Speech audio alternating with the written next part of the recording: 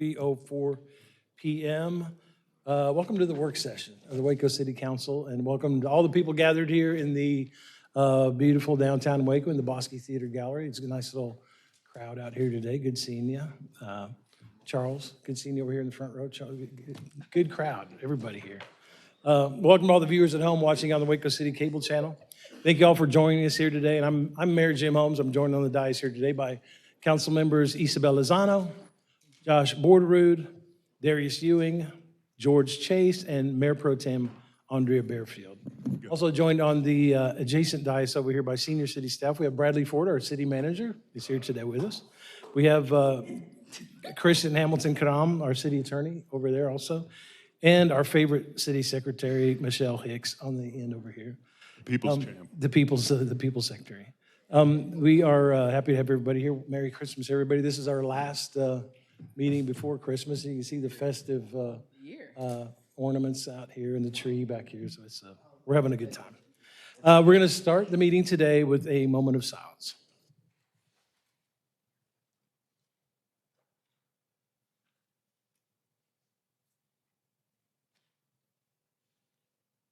Okay, the first item of business today is the recognition of work session speakers. Secretary Michelle, do we have any cards today? No, Mayor, we do not have any registered speakers. All right, no cards. Therefore, we will, is there any requests for speakers out there? None. All right, we're going to, no requests to speak. We'll now recess the regular session, convene into work session with a report from our city manager, Bradley Ford. Thanks, Mayor and Council. It's been a minute since I've been with you, so it feels good. Very festive. Thanks for all the decorations on my return. A couple more left. I don't know if y'all are counting down. Who's counting? Just saying, it is our last meeting in 2025, and just wanted to let you know, Council and Mayor, we have now considered, as of this evening, about 1,000 presentations, public hearings, and resolutions in the work of doing the business and serving our city. And so almost made it to 1,000, and lots of great things happening for the benefit of our community this year. Do have a couple of employee recognitions tonight. Want to recognize some groups first. I hope everybody made it out to our annual Wonderland festivities. Tens of thousands of Wacoans joined us. Right. Yes. Yeah, MPT. it was very safe. She made it down safely, did not run over anybody. We had a great That guy time. praying at the top there. No, that's how hard. That's how hard he. People that Anthony was down at the bottom, like push her hard. I'm like, no. Ooh, I was like, okay. Yeah, we've seen that before. We had fireworks, we had the parade with local vendors, rides, and family-friendly activities. I just want to say thanks to the Parks and Rec team that every year delivers this event with just such excellence, and even added a few new elements this year with lighting down Austin Avenue. I thought that was a great new addition, as well as some new trees. So special thanks to Jonathan and Megan and the events team, everybody in Parks, our employee engagement committee who plays a role in that as well, our friends at City Center Waco and other partners that helped make this a really special opening event to a holiday season. Hey, City Manager Ford, quick question. The lights that are on Austin, are they holiday specific? Well, I think long-term, we'd like to pivot them and run them over the street. Yeah, But for now, we kind of like them. What do you think? thank Yeah. you. Yeah, but long-term, I think we want to pivot them and run them over. Harumph is what the people would say. Yep. It's a nice touch, for sure. Absolutely. Next Are up, you leaving this? Oh. Yeah, this is this is great. I think most of us were out there at some point over the weekend, and the lighting was fantastic. Great crowds and just spread out all over the place. So yeah, thanks again to Jonathan and the team and everybody with Parks and Rec on putting together a really fun weekend for everybody. Appreciate it. Pro move having the big screen out there with the SEC championship on it on Saturday. A lot of dads gathered around as they waited Incredibly for their children to appreciative. We get off noticed that. the train there. we want the full family. Yes, That's yes. it. A couple grandpas out there watching. It was a good time. Bless you. Bless you. Our second highlight, wanted to make sure to not miss this time, is I'm just real proud to show off the new Welcome Center, the Wacom Welcome Center. I know we had 2 events over the last couple weeks. This facility, if you've not seen it, is located next door to the Marriott AC Hotel, corner of 6th and Mary, and it's just beautiful. Just such a well-designed space to orient and inspire visitors that are coming to Waco, and even some locals. I'm hearing a lot of locals have made it through recently as well.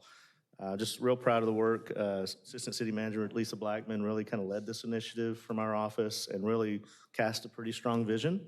And man, they delivered on it. Real proud of that. Wanted to highlight the work of Hannah Anderson as well in our DMO office and the entire DMO team. Particularly wanted to highlight, I think Shelley Butler's here. I can't see, is she down on the left? Where's Shelley from facilities? You not get here? Oh, man. Shelley did such a good job. There's pieces in that space that wouldn't have been there but for her, particularly the chandeliers. Yeah. Y'all heard the story on that. Real proud of the work of Shelley, the IT team, comms and marketing as well, the rest of the facility team, CVB Commission, and the council ultimately to trust in the vision and putting significant dollars, hotel occupancy tax dollars into that facility. Real proud of the work there. Bradley, let me just echo your sentiments. It was an amazing event. The event was nice, but what we were able to deliver for the people visiting our community, whether it be the first time or our local Wacoans experiencing Waco as a visitor, it is just a really well thought out facility, and it is incredibly thoughtful. It's full of historic stuff. I mean, there's a church pew from LL Sam's in there. You've got chandeliers that were hidden in the Roosevelt there. I mean, some deep pieces of Waco history and things that tie in our culture. Original programs from Jules Bledsoe, and all kinds of things that are germane to not only the people, our culture, but also the actual physical community. You know, the stories of what our river looks like and the Cat o' Nine Tails, and all those things are meticulously thought out in an experience that is generally something that somebody comes in and says, oh, well, where's a map to blah, blah, blah.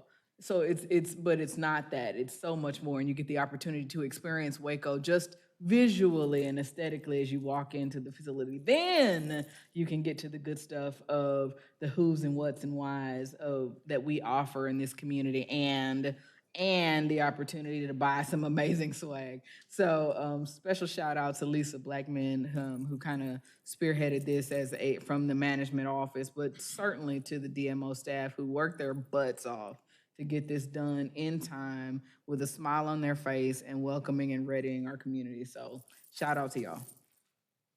It's excellent. It's all that stuff that Mayor Pro Tem Bearfield mentioned, and it's got, you know, merch, cool Waco merch, and it's got pottery, you know, Wacoans pottery and artwork back there. It's a cool front door to Waco, or a cool first look at Waco, really. And it's weird that the people, we were there for a couple nights, the grand opening, but I'm getting emails like every day that just random saying, well, that's a pretty cool welcome center you got there. So it hit the mark on all fronts. So congratulations to everybody that was associated with it. Mayor and Council, your consent agenda has 29 items on it. I'm going to highlight just two real quick. First one is Resolution 921.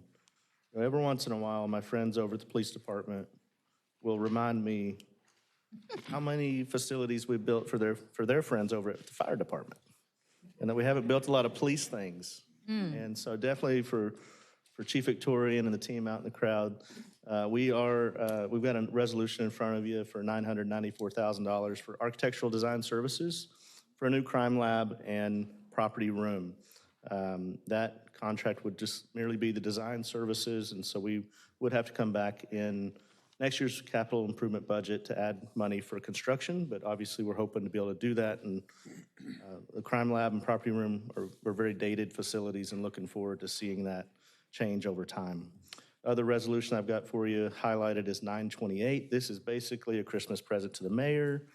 It awards a $1.59 million contract for the I-35 bridge lighting project and amends our operating budget for fiscal year 25-26 to allow for it to happen. Certainly want to thank Charles Least and the team for getting us to this point and really working hard to find a vendor that could create a much more durable lighting system, much more available lighting system so that we can recreate those dramatic images along the river and really create a postcard moment for Waco. We have 4 ordinances on your agenda today, and all of them are on second reading. So Mayor and Council, that concludes my report, and I'll pause for any questions that you might have. Anybody have any comments on any of the resolutions or ordinances? I'll just quickly add 4, just 10 seconds each here, but on 2025-908, I mean, I just like, these are little things, but we are working to clarify our water rights in certain small ways, and I like the staff's efforts in making sure that water is so important to the city, and you're hearing a lot more about it with news here lately on a couple of fronts, but I appreciate staff's efforts there in getting that clarity. The 910, Resolution 910, the Rick and Lisa Sheldon's donation to the city of they'd already done the Cotton Belt Bridge, I think is what that is called, the Mary Street Bridge, maybe some people know it as. And they're now donating the ends to where there was, I would say, the north side, over the northeast side. They had some land down there. They're also donating. So as we plan our park system and our trails, I think it's going to be an integral part of that. So I want to thank the Sheldon family. I had we talk a lot, this is 917, Resolution 917. We talk a lot about the big housing projects, Riverway and Westlake and all these giant projects going on. This one I really like. I've been over there a couple of times. Cypress Village over there on Gurley Lane. And these folks are building, we granted them an extension here, 21 homes. The price points are where, I don't know what affordable is anymore, but that will be, I think, some affordable and just new homes in a nice neighborhood there too. I like the efforts there. The last one, or is that all? Oh, yeah, you already mentioned the bridge lighting. I'm not going to say it again. Yeah, this is great. I'm excited about getting that. And it starts in January and will be completed by maybe April. Is that right, Charles? March? All right. We're going to have it. It's the lights on the bridge that everybody's seen. They've been off for, you didn't know it, but they've been off for 6 years, maybe. We're going to turn them back on. We had that disco era when they were just kind of all over the place. The random, you didn't know what color it was going to be, but it would just come on every once in a while. Yeah, excited to see them back. Okay, any other comments, guys? Mayor, just a big shout out to City Secretary staff for such a wonderful parade experience at the Wonderland Parade.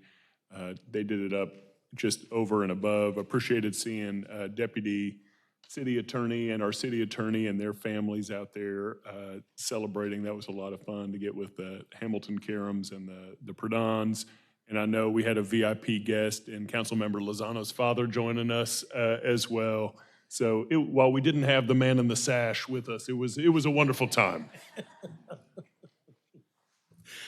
Good time to celebrate. Okay, is that it? We have, that was it for you, Bradley. I'm going to move to the consent agenda. The consent agenda includes 2025-904, and then Resolution 2025-905 through Resolution 2025-932. Are there any items the council would like to remove from the consent agenda? There's actually one affidavit of substantial interest. That's the Baylor Students Ride Free one, and I think we have a Baylor.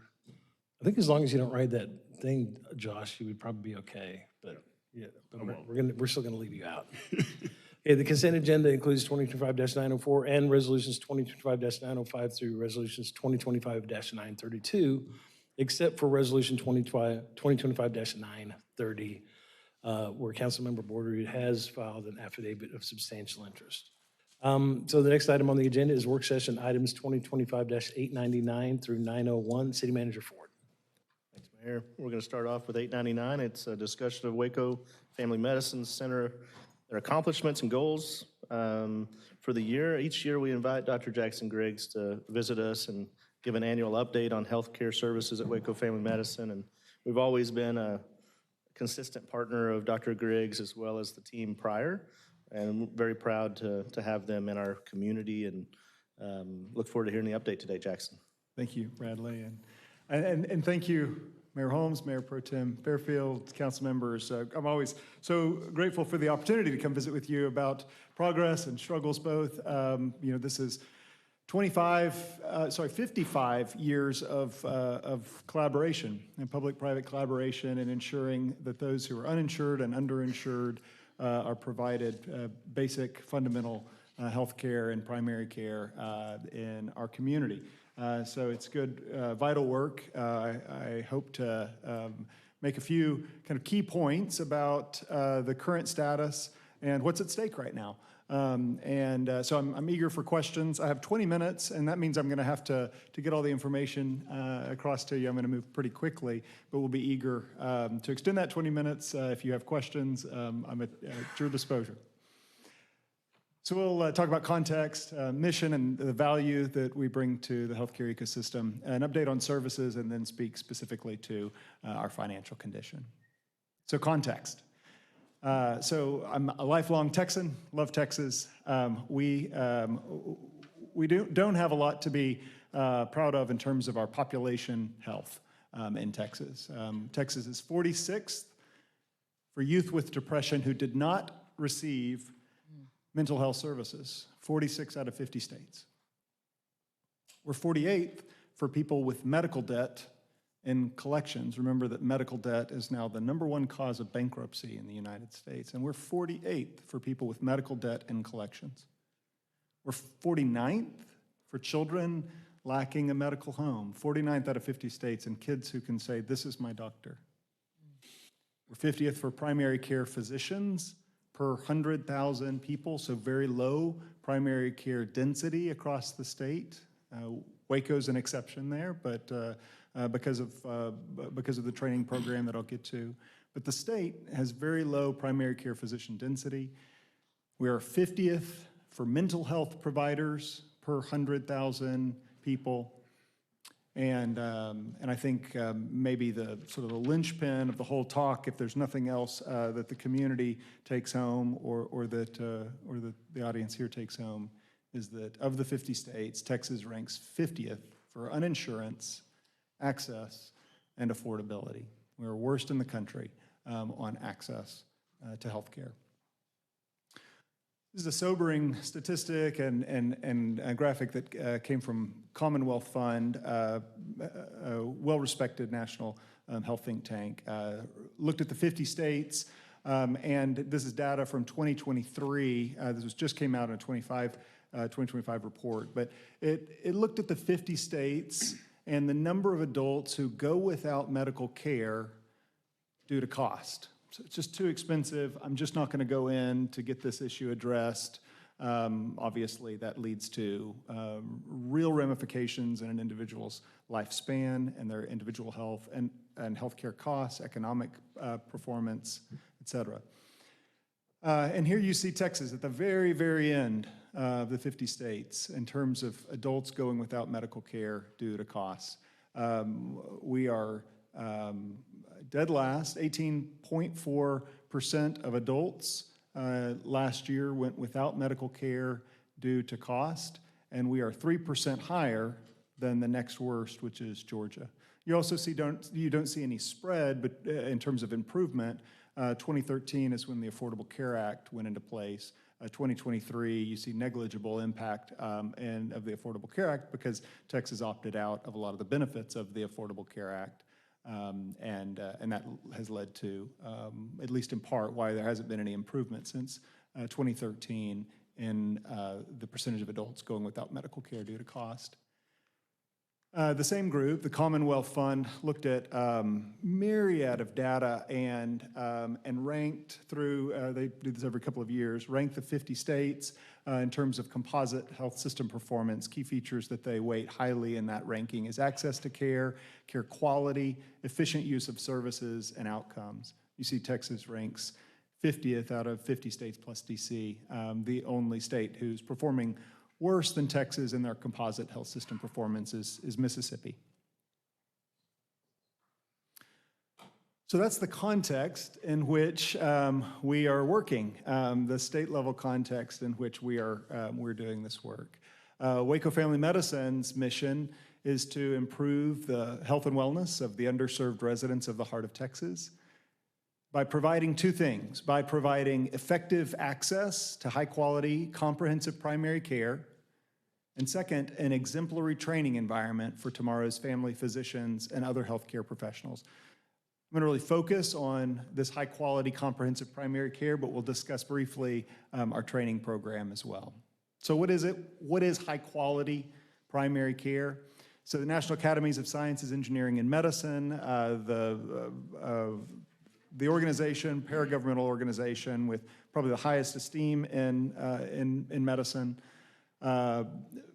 created this definition of high-quality primary care: the provision of whole person, integrated, accessible, and equitable health care by interprofessional teams who are accountable for addressing the majority of an individual's health and wellness needs across settings and through sustained relationships with patients, families, and communities. So whole person care, continuity, and relationship focused. What that looks like in everyday life is prevention and early treatment of acute and chronic diseases, effective management of established chronic conditions, person-centered maternal and child health care, management of mental health and substance use disorders, emergency preparedness and response, addressing social determinants of health or non-medical drivers of health, and that collectively yields healthier, longer lives. These aren't claims. There's evidence that year after year points to these outcomes: healthier, longer lives, increased workforce productivity and economic strength, reduced healthcare costs, and higher system value. So this same body that I described, National Academies of Sciences, Engineering, Medicine, 2021, they said primary care, after looking at all the literature in health economics around primary care, made this point: primary care is the only healthcare component where an increased supply, if you add more primary care in a community, you see better population health and more equitable outcomes. So fewer disparities between subpopulations. Adding more primary care means everybody does better and the gaps between groups close. This group argued that for this reason, primary care is a common good, making the strength and quality of the country's primary care services a public concern. I believe that's why Waco has consistently invested in high-quality primary care, particularly for those who wouldn't have any other way to access primary care except through Waco Family Medicine. It is a public concern. We saw just shy of 75,000 unique individuals last year. 53,000 of that 75,000 were in McLennan County, so that's 71%, 14% in Hill County, 5% in Bell County. The actual visit counts, so those were individuals that I were just sharing, but this is visit counts. In McLennan County alone, so this isn't those in Hill County and Bell County, but in McLennan County, for medical care, we saw just shy of 119,000 visits, or we conducted almost 119,000 visits. For mental health care, 90,771 mental health care visits. Prenatal and postpartum care, a little over 15,000, and dental care, 17,500. So I would expect the next question to be, okay, that's McLennan County, what about Waco? So Waco is 79% of those that we cared for in McLennan County, a little over half, about 55% of all of those who we saw last year are in Waco city limits. 21% of those in McLennan County are outside of Waco city limits. These are self-report of individuals who are patients who give us their address. So what's the cost of the uninsured care just purely to Wacoans, not looking at the whole system, just looking at those who reside in Waco? The cost, and we have a federal cost report that goes through vetting at HHS, through CMS, as well as through the state. So our cost accounting has to be just really high quality and just right. So this is based on numbers from that report. The 12-month cost of uninsured care to Wacoans is a little over $10 million, $10,270,000 a year. And our 55-year relationship, Waco used to have its own staff who provided care to, at the time, the term was indigent care. And then when we became an entity in 1970, we took over that care with generous support from the city. That support has grown over time. Currently, the city offsets the cost of uninsured care in Waco at $1.25 million. So about 12% of the overall cost of care for those who are uninsured. Waco comes from an annual city contribution. Self-pay, so patients do pay. We have a sliding fee scale, a nominal fee for those who fall below federal poverty level, and that's waived when individuals don't have a penny in their pocket and there's medical need. We see those folks. Between 100 and 200% of federal poverty, there's a sliding fee scale. So there is a patient contribution to their care, and that's about 10%, just over $1 million. And then through other sources, about $8 million or 78% for the uninsured care in Waco. Jackson, I don't want to interrupt you. This is the one that I didn't know, is this, so this is everything that comes through Waco Family Medicine is 10 million? Yes, so not everything, Mayor. This is just those individuals who come without insurance to see us. So this is purely those who are uninsured.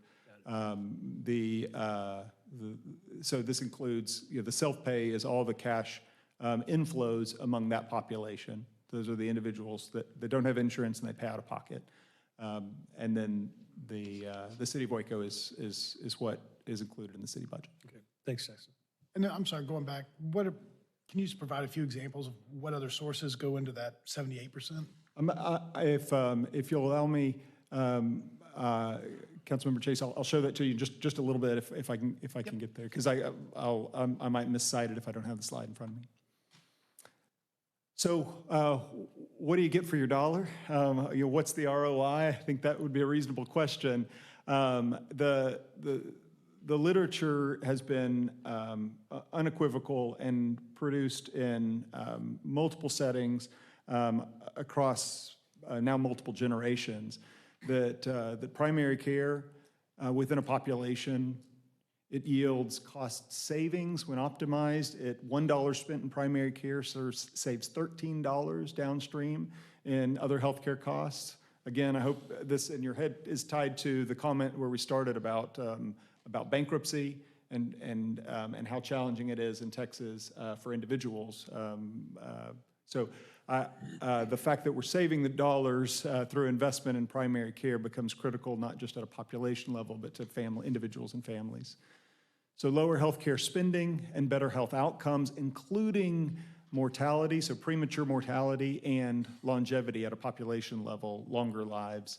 I've included some citations, can provide those in full content if interested. Fewer avoidable hospital admissions, improved outcomes for depression, more prevention and earlier detection of serious disease, and fewer disparities in access, birth outcomes, and chronic disease outcomes among subpopulations. This is just representative. The list is hundreds of citations long if I were to share with you the whole list of benefits to primary care. I want to talk a little bit about Innovations and Institute. I'm going to pick up the pace here a little bit in the interest of time.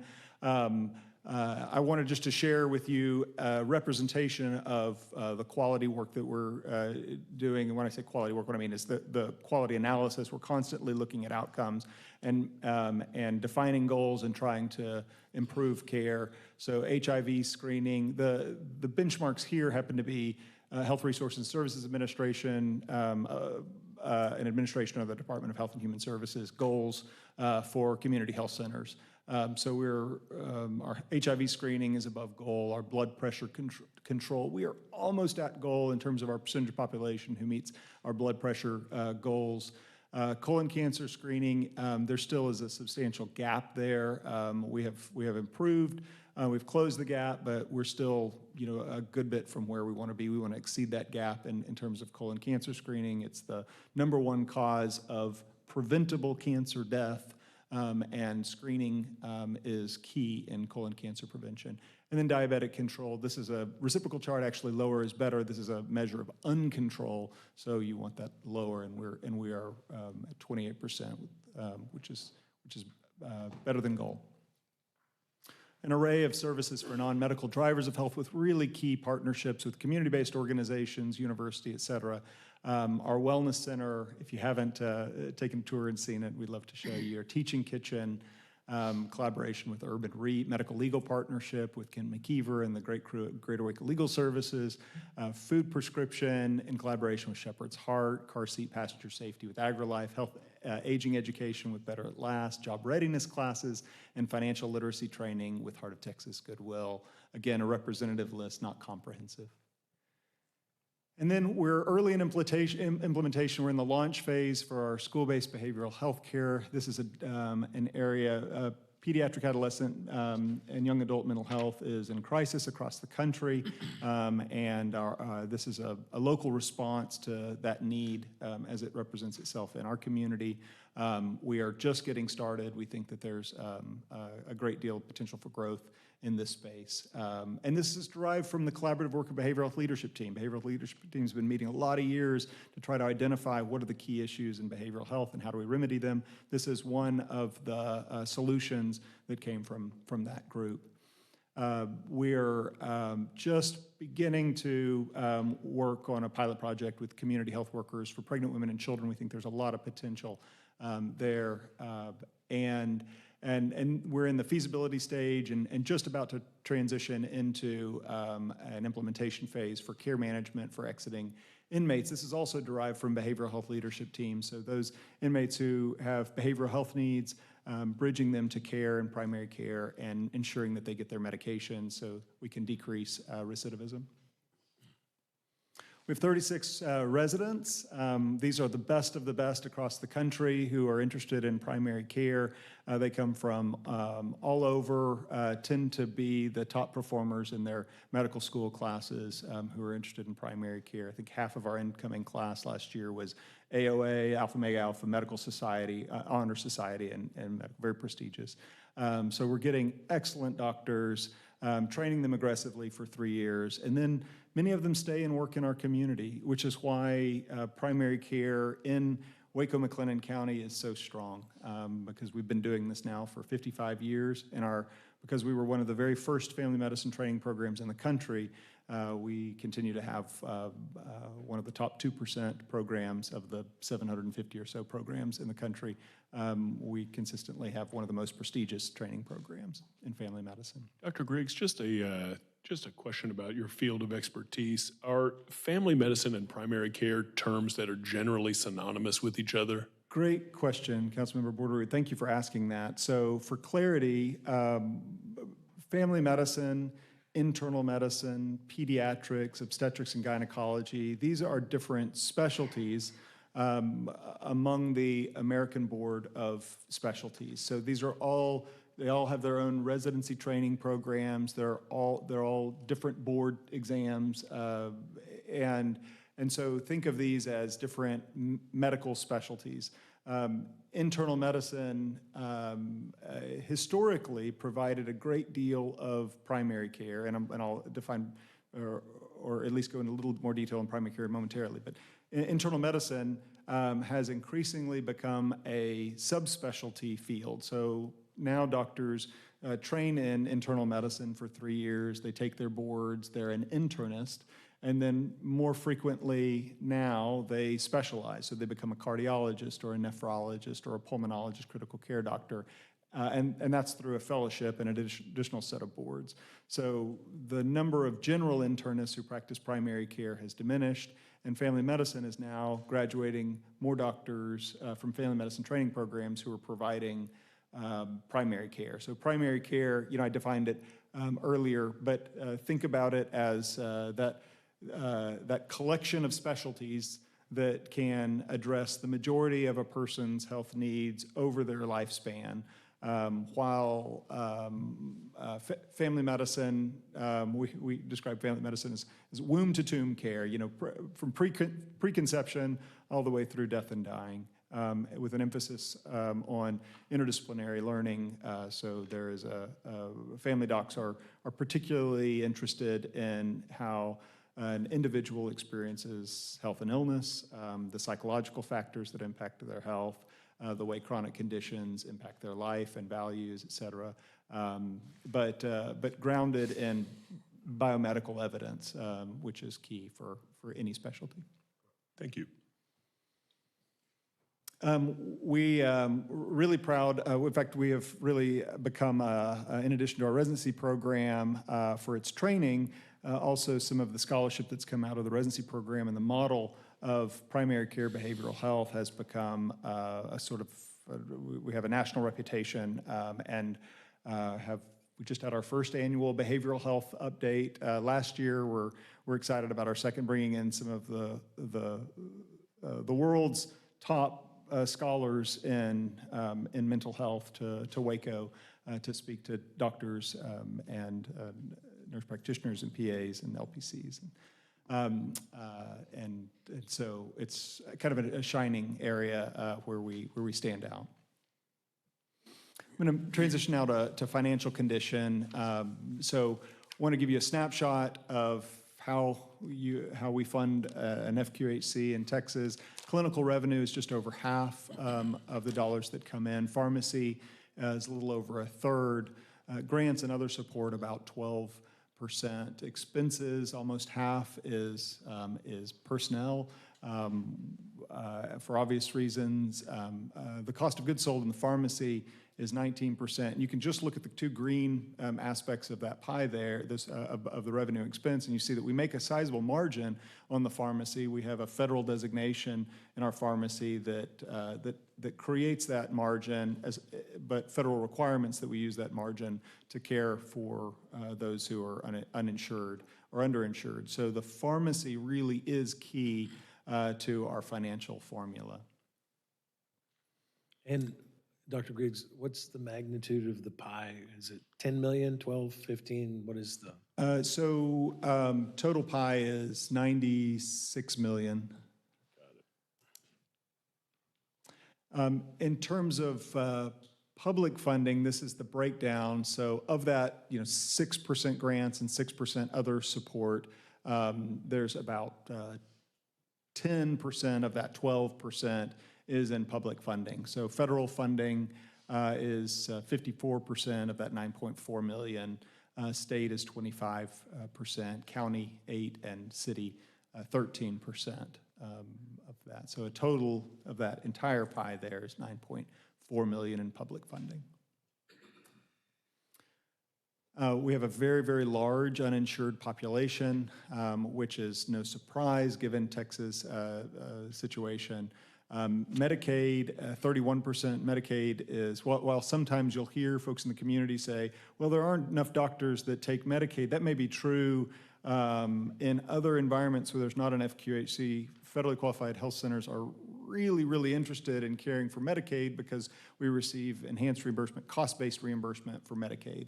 So it becomes a key part of the financing formula. So pharmacy, Medicaid, and then Medicare and commercial insurance collectively is about a third of the care that we provide.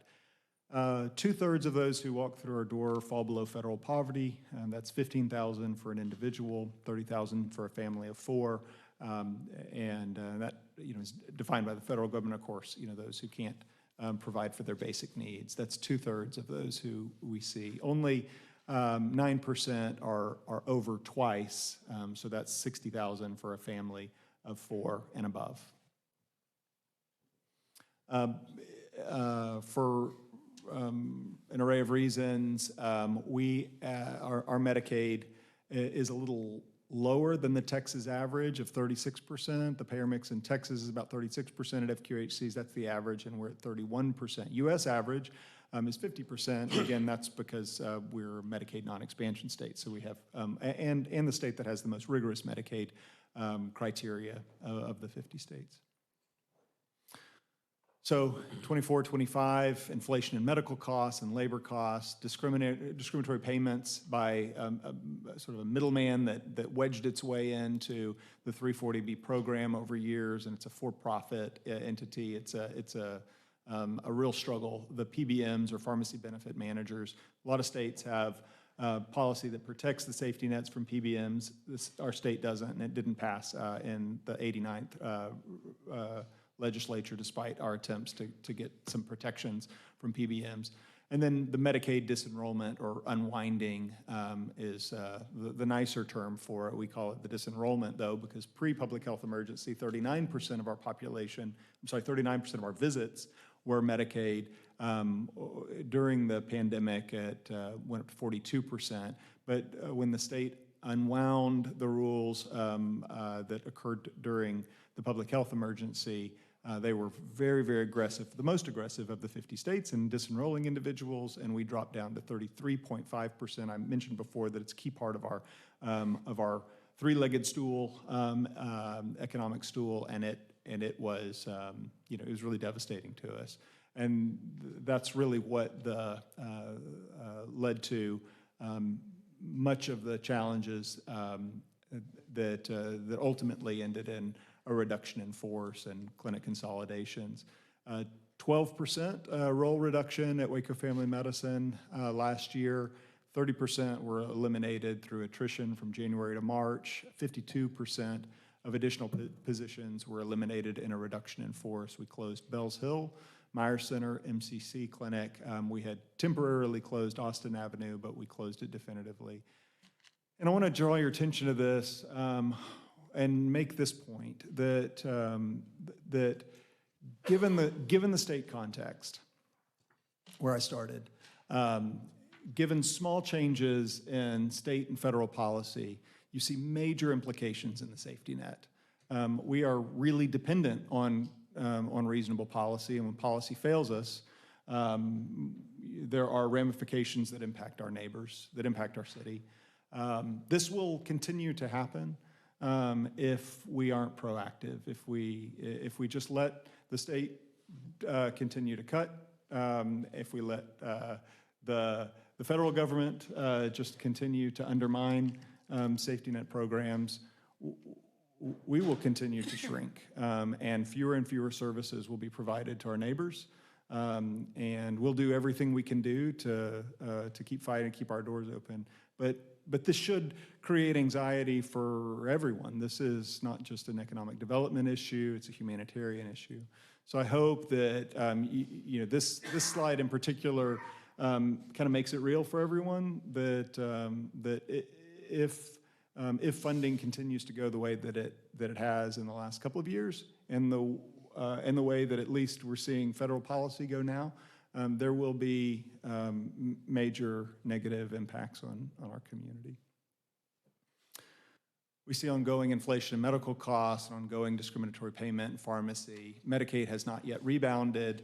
In the One Big Beautiful bill, there was just shy of $1 trillion that was cut from Medicaid over 10 years.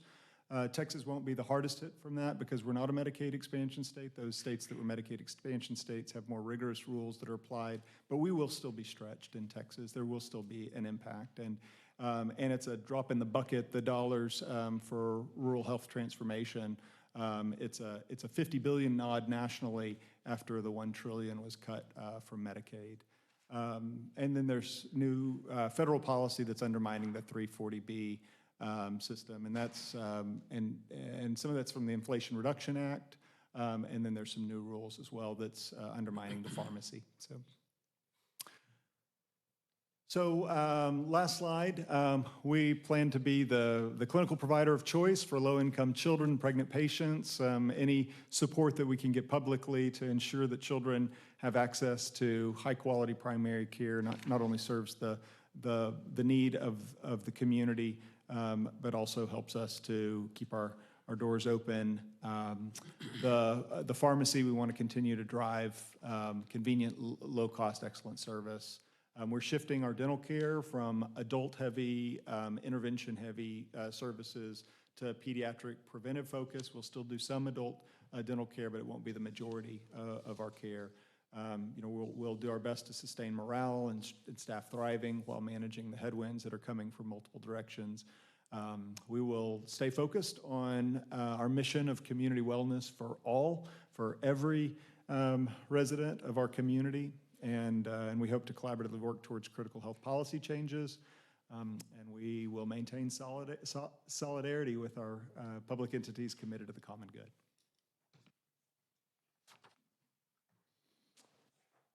Open for questions, if there are any. Anybody have questions or comments for Dr. Griggs? I have a quick question, Dr. Riggs. Thank you very much for that most informative presentation. So I didn't want to stop you. You were on a roll. Waco percentage of Medicaid pay is so much lower than the state average. Do you have a hypothesis?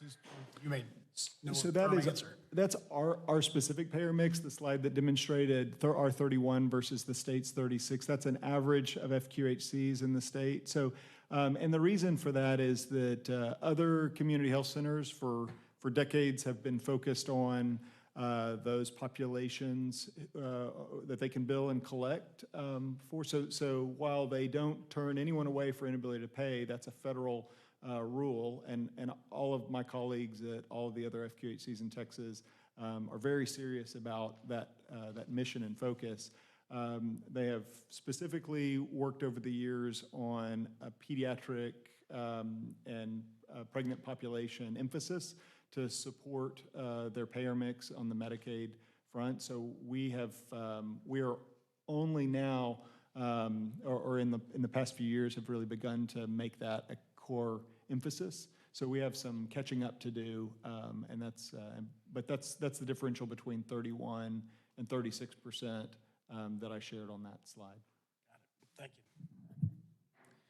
you. The data you presented about where Texas falls in a lot of these categories is, as a proud Texan, is dire. We certainly need to do more at levels much higher than us here at the dais to increase affordability and accessibility of medical care in our state. The primary care stat jumped out in terms of being 50th per 100,000 people. I'm assuming you mentioned density a couple times. That is total primary care physicians in the state versus the population, not number of people utilizing a primary care physician. Yes, that's right. Yeah, that's exactly right. Which is wild to think about when you think about the amount of time you normally get with your primary care physician being so low already. I think the average is like 13 minutes, and 5 of that is notes. So I would imagine that's even shorter here in Texas. Most of my visits are pretty quick. I'm fortunate that I'm relatively healthy. So again, that is all great context. We can't do as much about that as I would like from where we're sitting now. But in terms of what we can do to make sure that the headwinds are mitigated to the extent that we can impact that, is there anything that you guys have in-house that you're working on that we can come alongside or partner with outside of what we're doing right now, knowing that we don't have unlimited funds on our end either? Yeah, thank you for that question, Councilman Ewing. In the immediate moment, I think awareness is key. I mean, I think having this conversation, recognizing the circumstances that we're in, and beginning to have ongoing conversations across the community around the circumstances that Texas is in and the threat that exists to our own community if things continue to go in this direction, I think is the most important thing that our community leaders can do. So, I mean, I think if this becomes something that that you're having conversations about with friends and business leaders, saying, hey, the status quo is not acceptable because it's leading to a very dangerous place where if healthcare is core infrastructure in our community and it's being undermined, and it should be concerning for all of us. Let's begin to problem solve together. I think that right now is much more valuable than a few tens of thousands of dollars for this initiative or that initiative. I think we're going to solve this together as a community because all of us recognize how dire things are and the trajectory that we're on. By the time, this is a sort of the proverbial boiling frog. By the time the frog is dead, we've missed a whole lot of opportunities to turn down the flame and to shift So we've got to act now before things get a whole lot worse. Thanks. And one last thing, I feel like I ask this every time you come, just to reinstitute my understanding of it and educate anyone watching. Could you briefly explain the 340B program, how it works best when it's optimized for Waco family and generally? Absolutely. Thank you for that question. So by virtue of being a community health center, we're a private nonprofit that has the sort of federal government's Good Housekeeping seal of approval. We meet all their requirements. They give us the designation as being a community health center under the Public Health Service Act, Section 330. We're able to bill enhanced reimbursement from CMS. We have Federal Tort Claims Act protection. There are benefits to being an FQHC. One of the key benefits is the federal pharmacy status. So we're a 340B, Section 340B of the Public Health Service Act pharmacy, which allows us to, our cost of goods sold, our inventory, the medications, we're able to purchase those at the federally negotiated best price.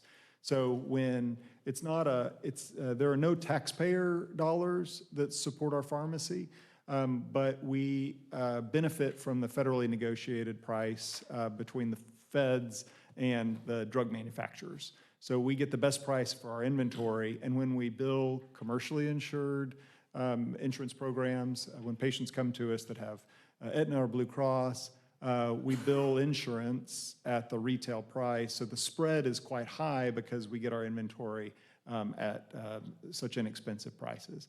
But again, so it's a sizable margin for medications among commercially insured individuals. And then Medicare Part D, similarly, we have a fairly sizable margin.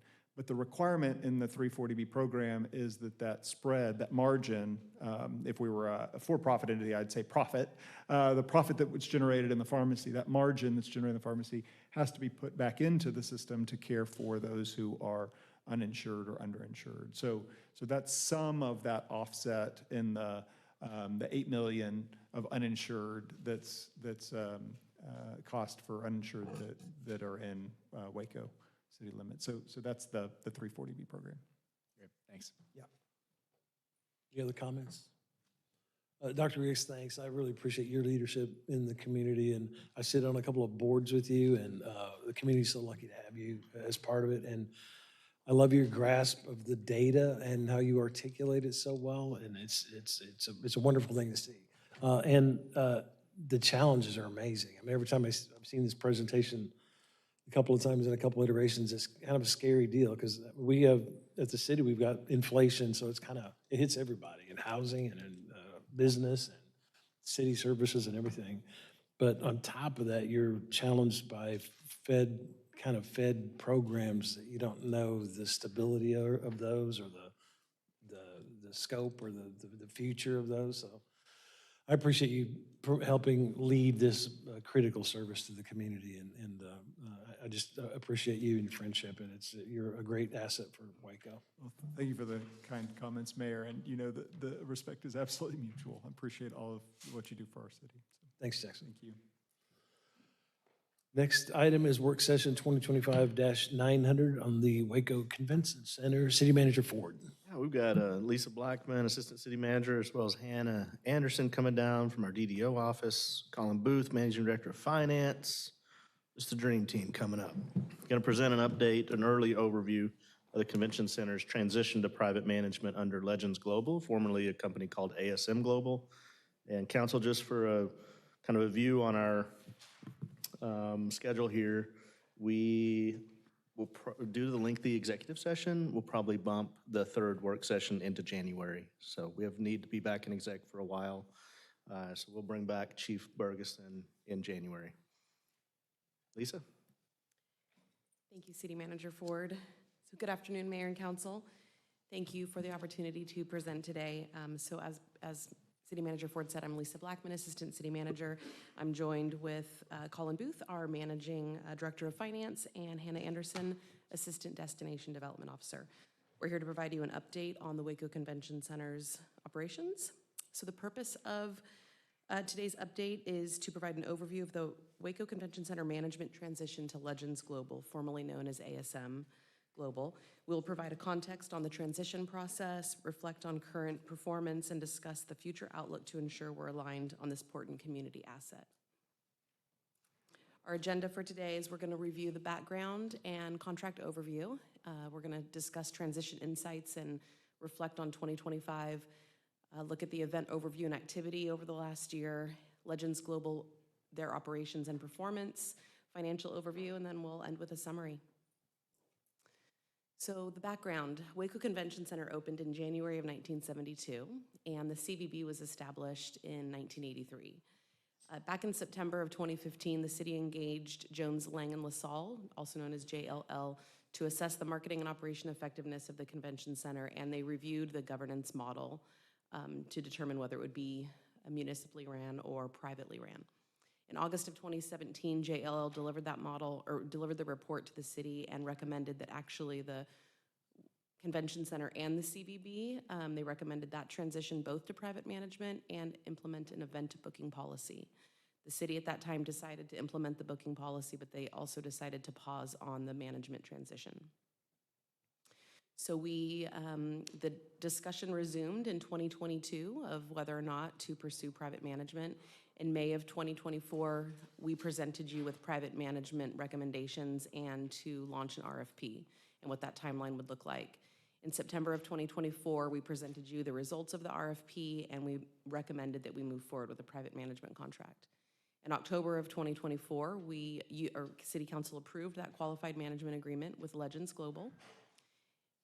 There were 26 employees employed at the convention center at that time, and we are proud to report that 11 remained with the city under the DMO, the new DMO department.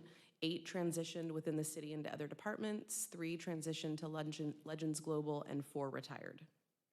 And then as of December 2024, Legends Global began full operation of the convention center. Contract overview. So the initial term of the contract is 10 years. And the Legends Global is to maintain at least 50% of bookings to be bookings that generate hotel occupancy while maintaining local use of the facility as well. The city can use the facility without room rental fees. Legends is also committing $750,000 in capital contributions within the first 2 years of the contract. The annual fixed management fee starts at $120,000 for fiscal year 25, and it increases by 3% or CPI annually, whichever is greater. Additional fees include a 4% commission on gross catering sales and 15% on new sponsorship revenues.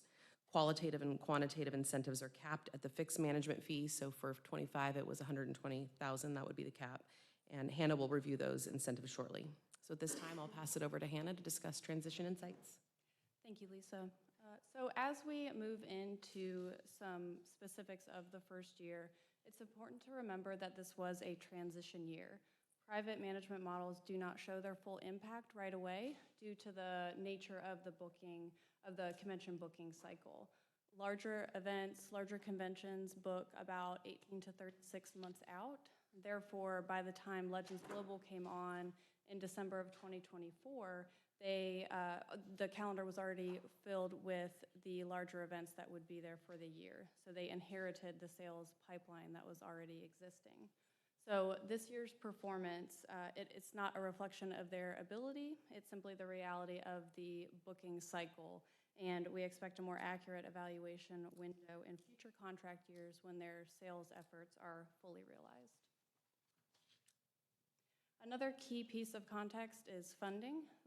Convention center operations are an allowable use of funds collected by hotel occupancy taxes.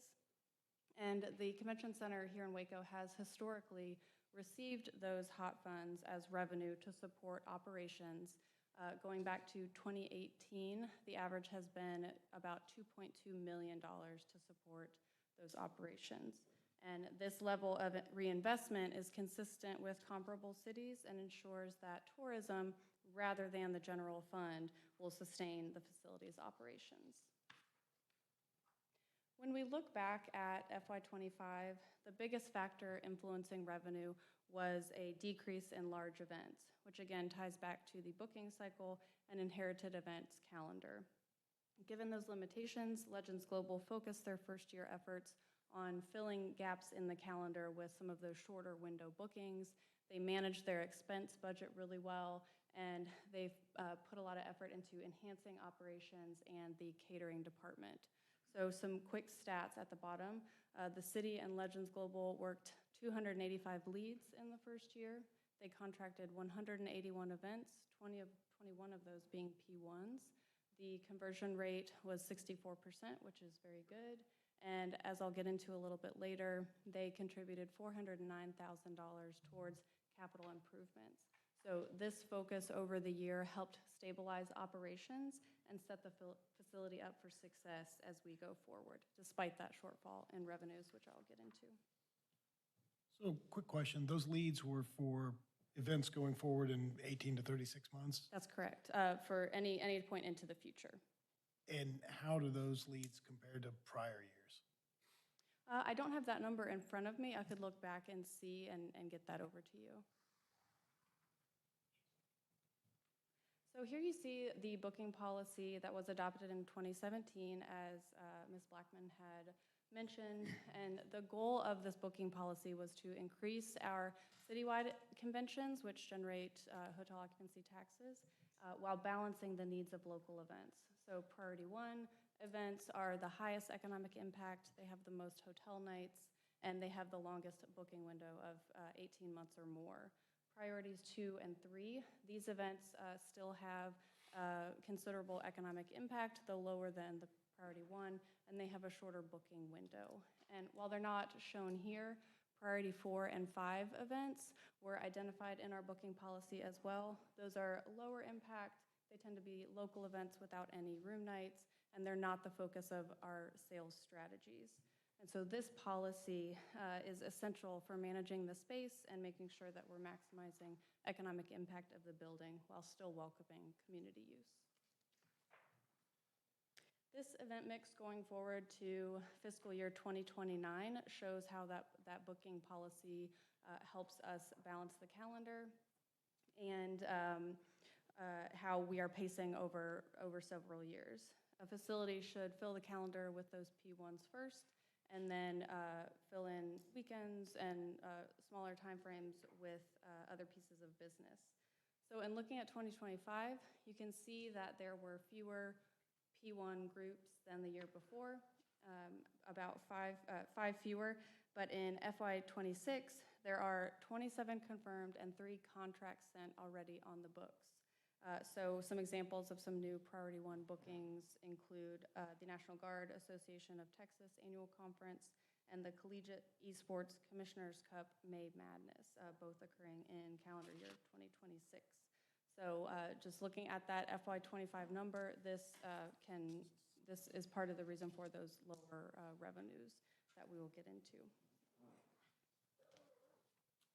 So next couple slides, we'll go over some of the details of the contract and actual performance in the last fiscal year. The annual fixed management fee is $120,000. Legends Global is entitled to 4% of sales from food and beverage, as well as 15% of revenues from any sponsorship commissions. The incentive structure has 2 parts. Quantitative, this is the 20% of any improvement in actual revenues versus budgeted revenues, not to exceed half of the fixed management fee. And then qualitative, these are based on KPIs seen there at the left of your screen. These are a point system as lined out in the contract. And again, it's not to exceed half of the fixed management fee. And just as a note, the fixed fee and thus incentive pay will adjust upwards by 3% annually. For the food and beverage sponsorship commission and fixed management fee, you can see the actuals paid here. The food and beverage commission amount totaled $5,667. Sponsorship commission is not something that was explored in the first year. So there was no impact here. And then finally, the fixed management fee, it is not performance-based. It is paid monthly in $10,000 increments. Is that sponsorship for like an overall, for the center itself?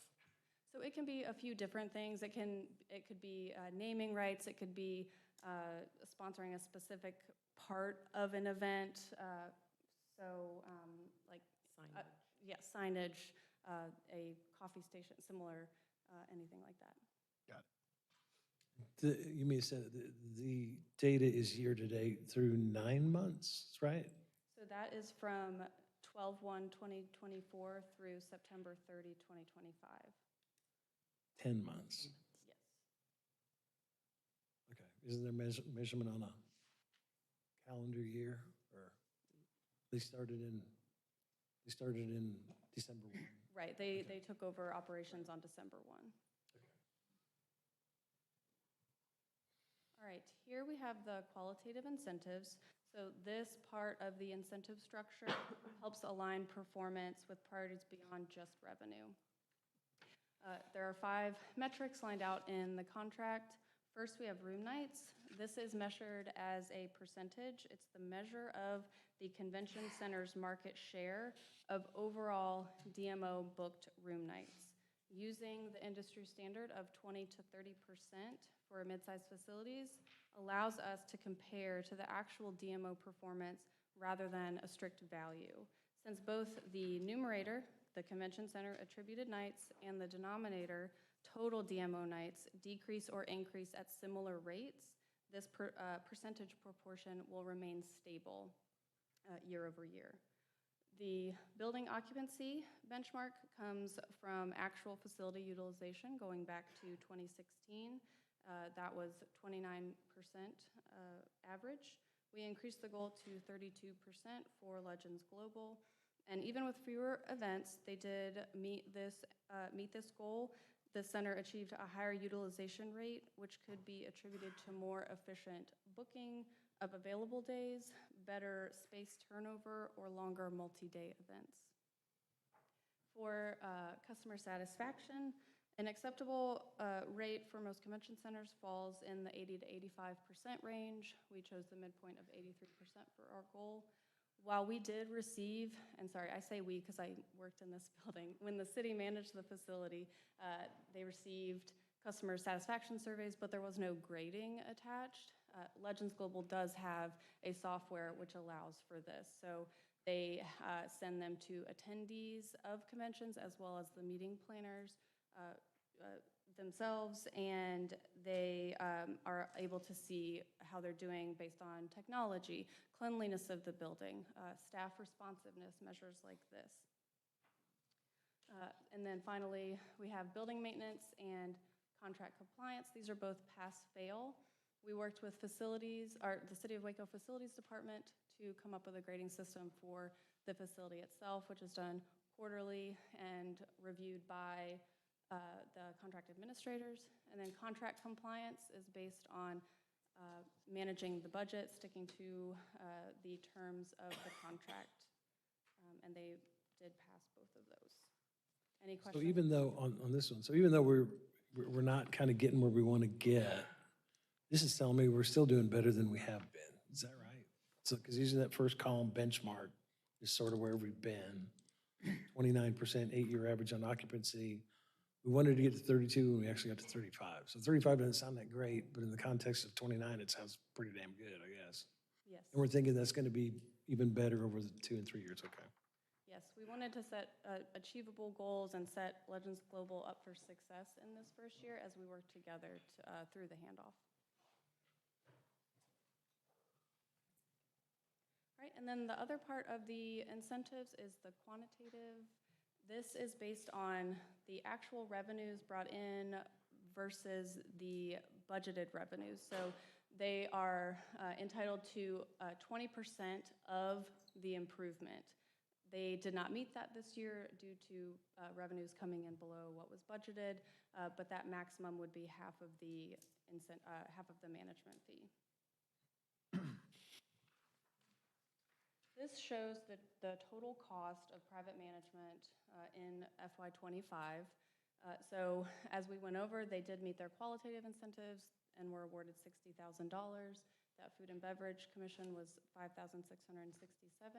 The fixed management fee was $120,000, resulting in a total cost paid to Legends Global of $185,667.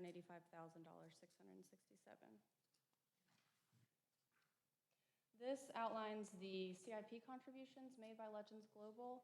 As Lisa had mentioned in the contract overview, they're required to contribute $750,000 in the first 2 years to invest into the building.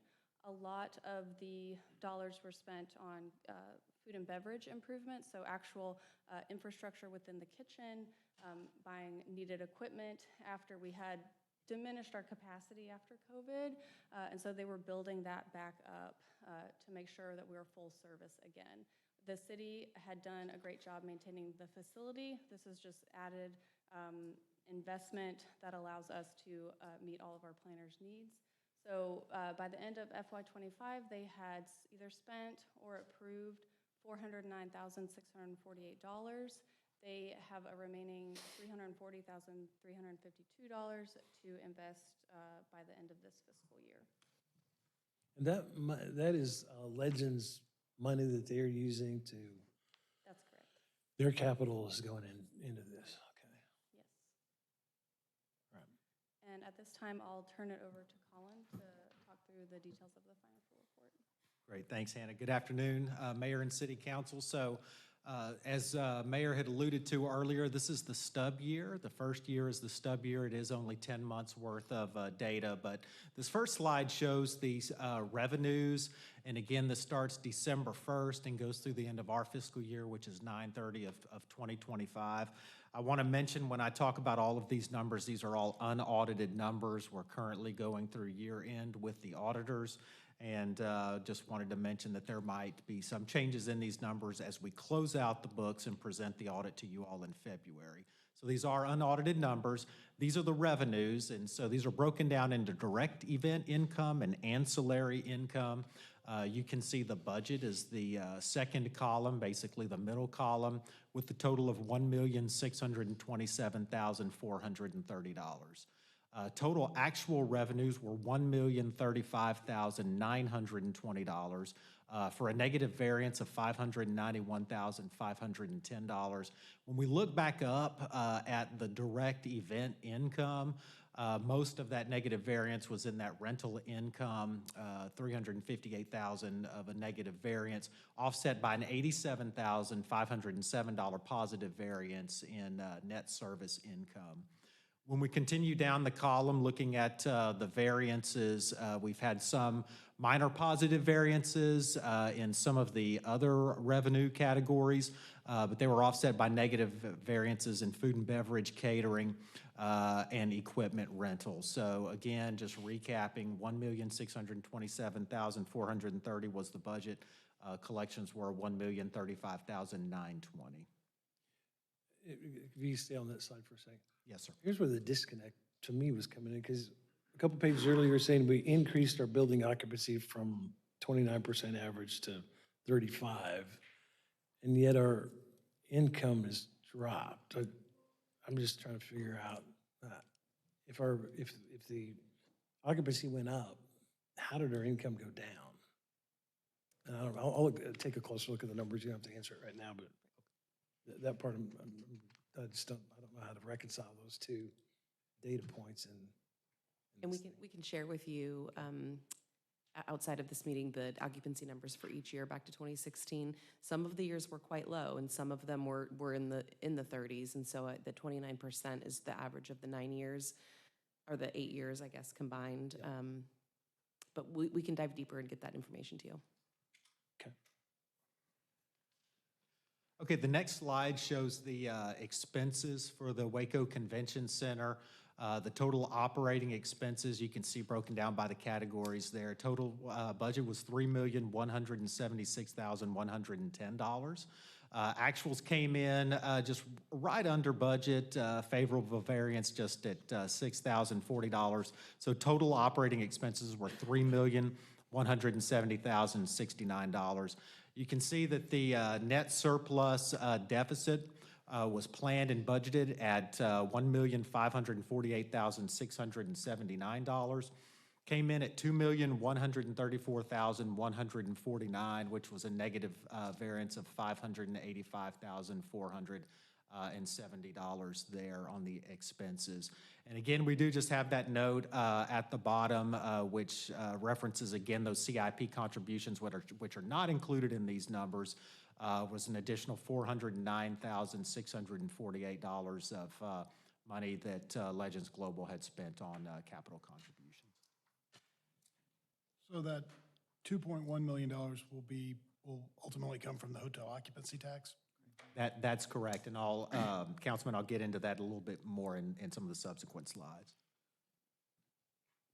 When we look at the historical hotel occupancy tax contribution, this is a slide that shows fiscal year 2024 on the right, and going back to the left is 2018. So this is 2018 to 2024. Over that time, our average hotel occupancy tax contribution to support convention center operations was at around $2.287 million, and you can see there, obviously the year in the middle is the COVID year that had the most impact from the pandemic. And so if you took that out, that average would actually go up a little bit, but we did leave it in there for average purposes. Now, the Waco Convention Center is actually a part of the city's Convention Services Fund. So I wanted to kind of step back. We were looking at a particular focused aspect, but when we step back and look at Convention Services Fund, this is the fund that accounts not only for the Waco Convention Center expenses that you saw in the previous several slides, but then this also includes our hotel occupancy tax collections, as well as our other expense object codes in this fund, such as things like sales and marketing administration. So our budget for FY25, our total revenues were $9,654,448. That includes that transfers from surplus, which was the planned use of fund balance. Total expenses were $9,781,422.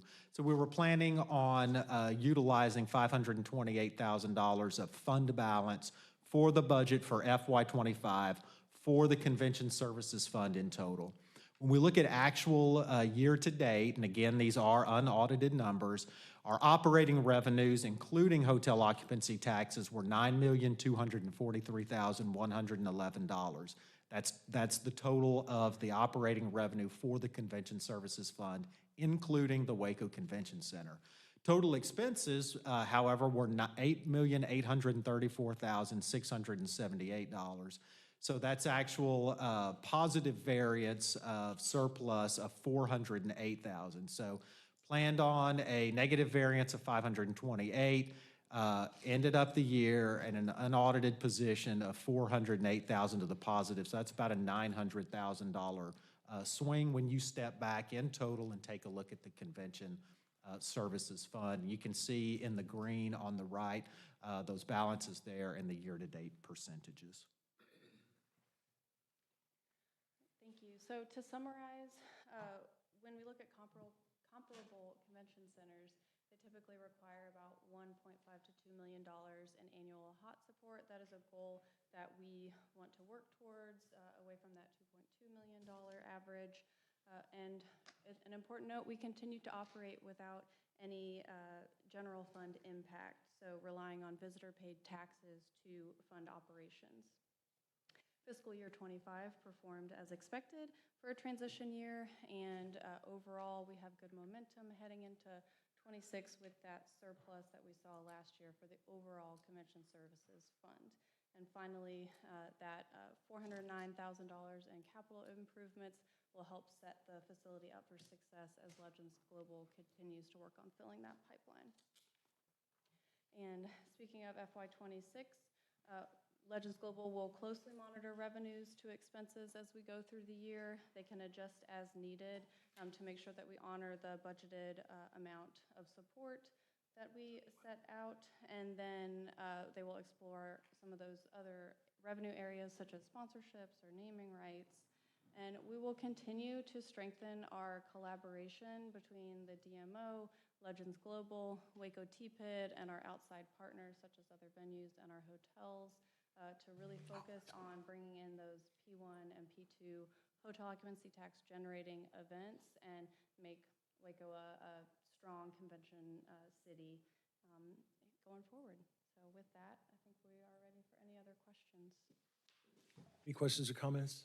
Yes, I missed this. Sorry, I was doing some math. What else goes into the Convention Services Fund? Yes, sir. So that's going to be some of our divisions like sales and marketing, administration, and I believe the welcome center's in there as well. And hotel, we also pay hotel rebates out of there as well. When we have an incentive agreement with a hotel, we will also pay rebates out of that to reimburse those hotels according to those agreements. I've got one more question. Sorry, I'm just trying to find. Yes, sir. On the event activity, you guys were helpful and you showed what's on the books going forward for 26, 27. Do we have goals for those numbers for future years? We do. I don't know them off the top of my head. Hannah, do you know them? We do have goals in our KPIs when we put the budget together, and we can add those to the other. Yeah, that'd be goals helpful to too. know what, Yeah, so we can track as to where we're going. absolutely. They manage, or they set the goals for events and for room nights, hotel room nights. Thanks. Any other questions? Yeah, I'll echo Councilmember Chase just a little bit here. Yeah, because we keep talking about 2 and 3 years is looking good and all that. Can we see that? I mean, is it it would be great to see, because the first year doesn't look that great, I get it, but we're banking on the 2 and 3 years, so if it is looking good, let's see it and talk about it. And then context is key. What was the 3-year, because in my business, we buy product and we have a pipeline of what we're looking at and trying to buy. Can we see what that pipeline kind of was in 22, 23, 24, and what it is now? And is that 3-year, was it 2022 with 3-year vision better or worse than it is now? Because I think that's what we're really trying to measure Legends against. It would be helpful also if you include and different management style, different models. As we worked as the Waco Convention Center and our internal sales staff, working, as hard, but the one thing that Legends has is a lot more access. And I think that that's one of those things that you may want to include in comparing year over year, especially I would take, our friends at Symphony says we don't have to do anything past 2020 anymore. So 21 or 22 forward as to what those goals were and the type of bookings that we got, the number of P1s, the number of P2s, and what we were chasing rather than what we're in line for. I think that'll be, because I sit in there, so I'm a little bit more fluent in understanding of why this doesn't make sense to a layperson. But, it may be helpful to see what we're chasing as opposed to what we had or what we were chasing and what they have access to. Because I think that's the tremendous amount of difference in what we're talking about from this year to the next. The other piece is the level of staffing. Because I think that with Legend coming on, they have the ability to do full service, which we weren't able to do internally for so many years. And that changed the level of conventions and conferences that we could book just because we didn't have the capacity to do full service, turn on a dime, So I think those are the things that we want to also consider, but they need to see that. So I guess it'll just be some internal reports or informal reports or emails or whatever sent out, but in the breakdown in that way, make sure that you're showing what was accomplished, because, we're not knocking what Waco Convention Center staff did pre-Legend. But we also want to highlight the possibilities that we have moving forward and with the work that Legend has and the resources that Legends have. And I mean, just, I think this week, we were doing 1,500 meals in this building this week. But for, you know, calling in an audible of a chef from Oklahoma, we wouldn't have been able to do that and accomplish those things. But we can now because we have those resources and access. So I think that we need to look at that in a bigger, I mean, and I know it's hard to present all of that information in this small block of time, but I think it will be helpful for my colleagues to understand at least the narrative of the hows and whys. Cool? Yes, absolutely. Great presentation, Hannah, Colin, Lisa, appreciate it. City Manager Ford, what do we want to do? Take a break and head That's to it? exec. That's it. Okay, we're going to the next item, council comments on items of community interest and requests for future agenda items. Do we have any future agenda items, guys? We have none. We will now recess the work session and reconvene the regular session for executive session as read into the record by the city secretary at 4:29 p.m. Notice is hereby given that the city council will go into executive session in accordance with the following provisions. Attorney briefing, Texas Government Code, Section 551.071, and Frankie Data Center media reports. Real property, Texas Open Meetings Act, Government Code, Section 551.072, and Economic Development, Texas Open Meetings Act, Government Code, Section 551.087, Downtown Development Project being the mixed-use development on city-owned and adjacent properties near City Hall. Real property, Texas Open Meetings Act, Section 551.072, Economic Development, Texas Open Meetings Act, Section 551.087, Attorney briefing, Texas Government Code, Section 551.071, and Personnel, Texas Government Code, Section 551.074, discussion of city manager appointment process and discuss potential candidate for the position. We are now in executive session.